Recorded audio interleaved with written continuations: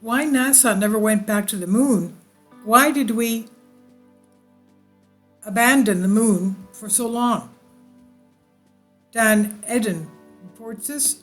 He says, I believe that this nation should commit itself before this decade is out, landing a man on the moon and returning him safely to the Earth. No single space project in this period will be more impressive to mankind or more important for the long-range exploration of space. These were the words of President John F. Kennedy in his speech May 25, 1961.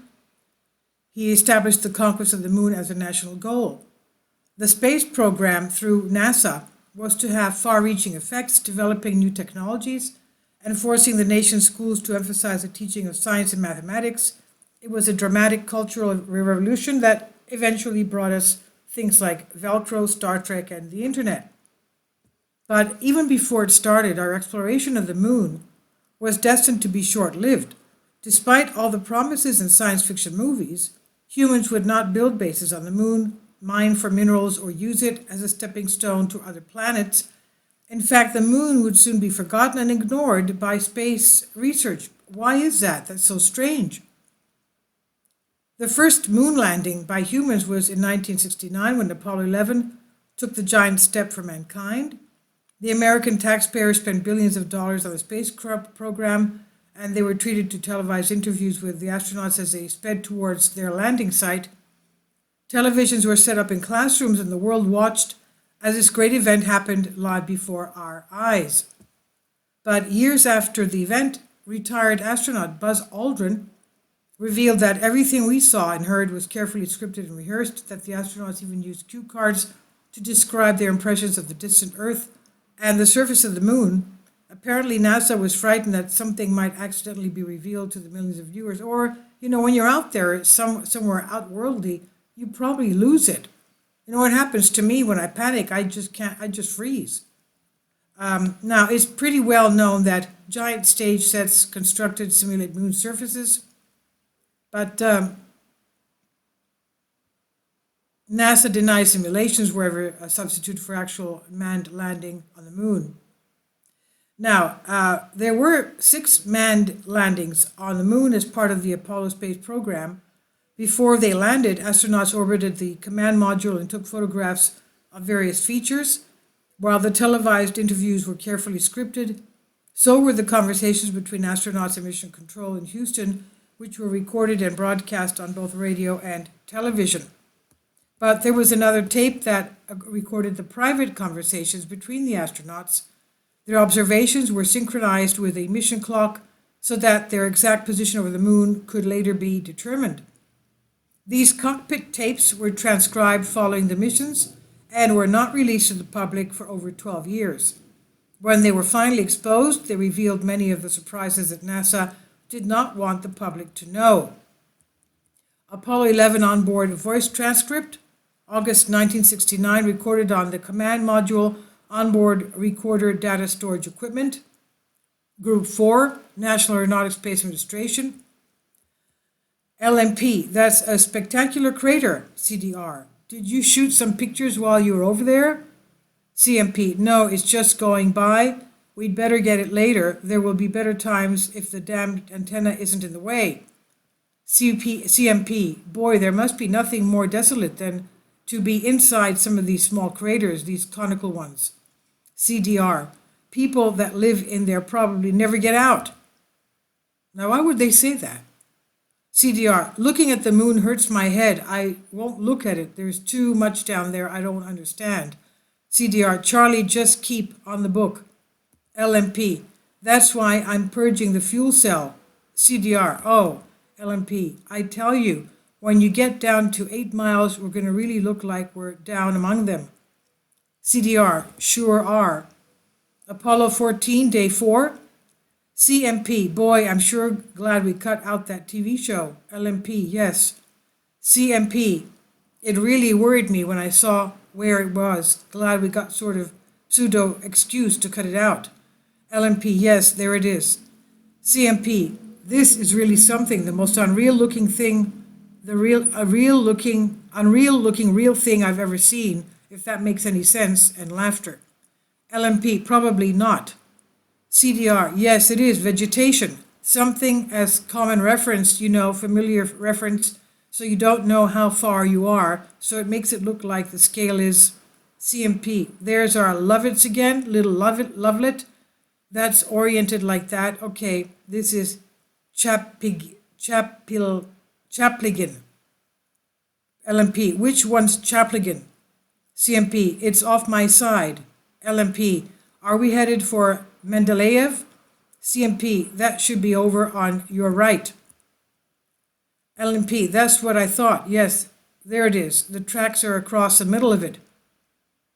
CMP. Are we supposed to be doing a photography at all of this? LMP. I have got Crater King up there. Stu, if you're looking for it. CMP. Yes, that's one of our targets. That's one of our Farouk's favorite craters. LMP. Pretty damn interesting one too. Really an interesting one, huh?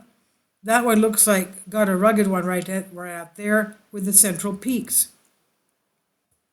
CMP. Oh God, look at that Moltke. He's my favorite. Look at that son of a bitch.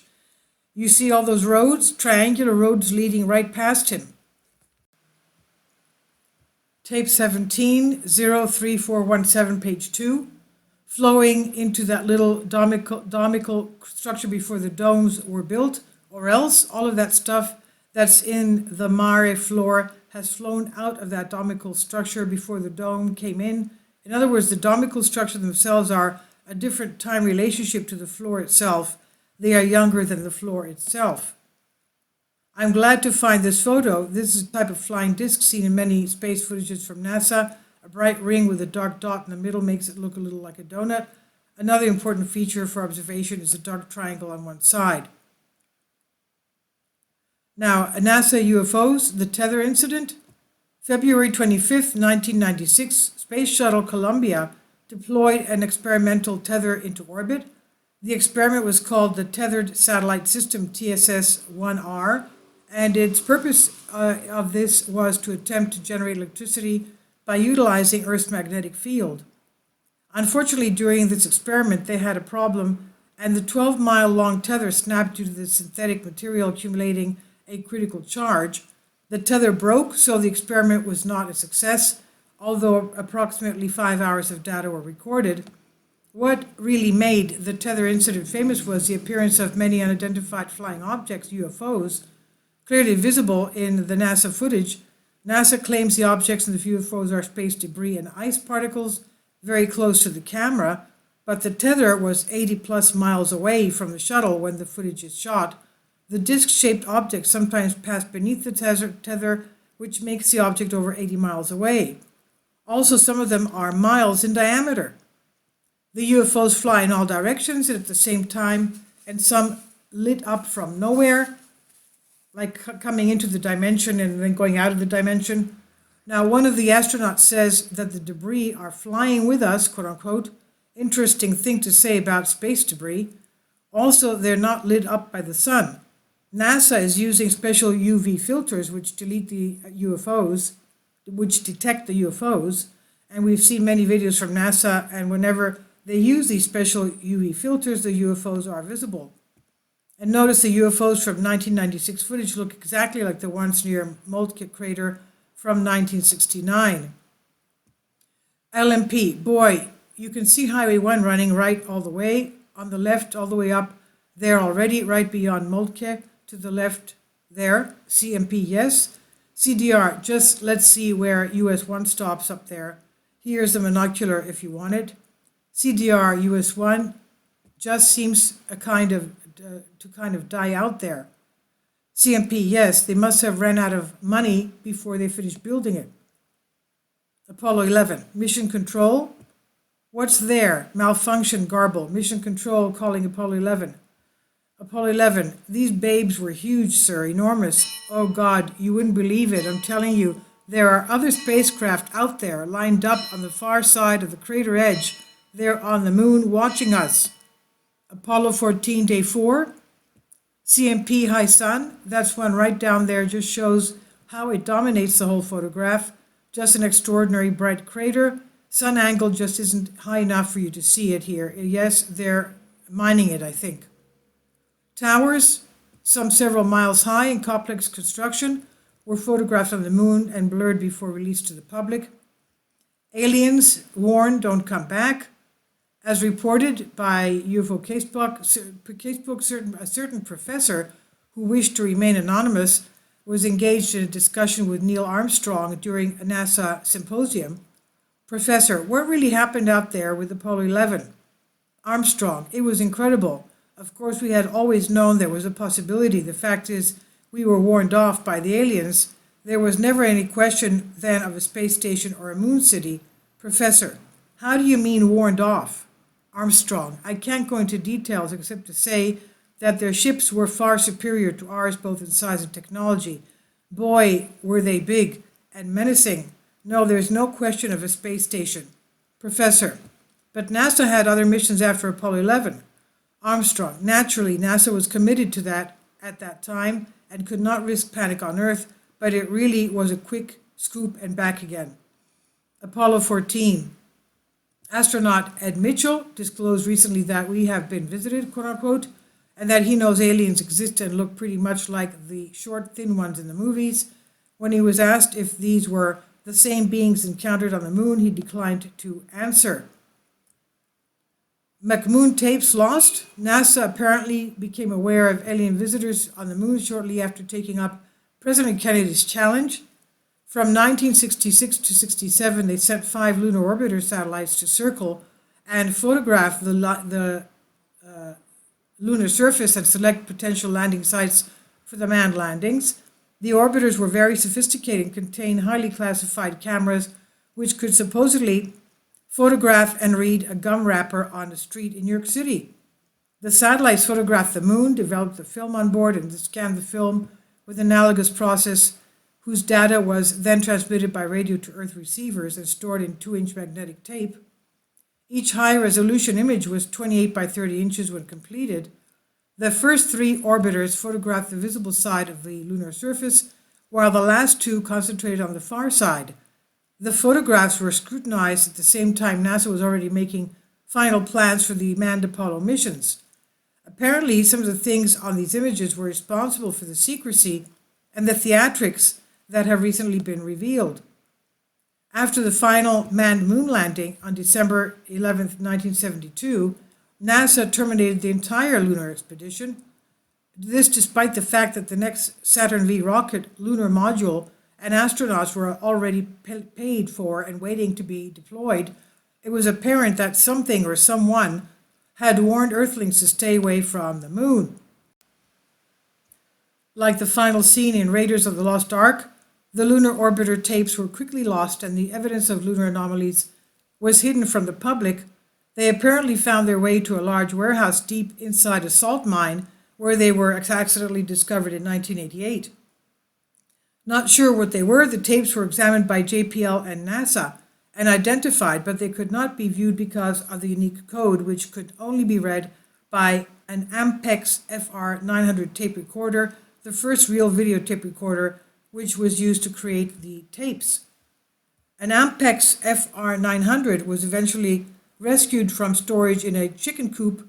With some tweaking, it was determined that it could read the thousands of tapes, comprising 2,000 lunar images and weighing 48,000 pounds. In 1992, NASA sought funds to decode the images for historical purposes, but no funding was forthcoming. No surprise. Several years passed. A couple of years ago, a group of individuals decided to try and accomplish the decoding themselves. They apparently had enough skill to convince the JPL to release the tapes and Ampex FR900 units. They eventually found 2, and all were moved to an abandoned McDonald's restaurant located on the M. Off Federal Airfield in Santa Clara County, California. And here the task of decoding the images begun, and we may soon see what forced the moon expedition to cease. And behind the counter of the abandoned McDonald's lie 48,000 pounds of 70 millimeter tapes, the only copy of extremely high resolution image of the moon. So this I've found on Humans Be Free by Dan Eden, View Zone by Alexander Light. Please leave your comments, and thank you for your support. Finally, support my Patreon account. The daily posts are 5 videos daily, and they are totally different from what I have on my YouTube channel. Thank you so much for your support and that you find all my content so interesting. You'll find the Patreon account details in the description box below.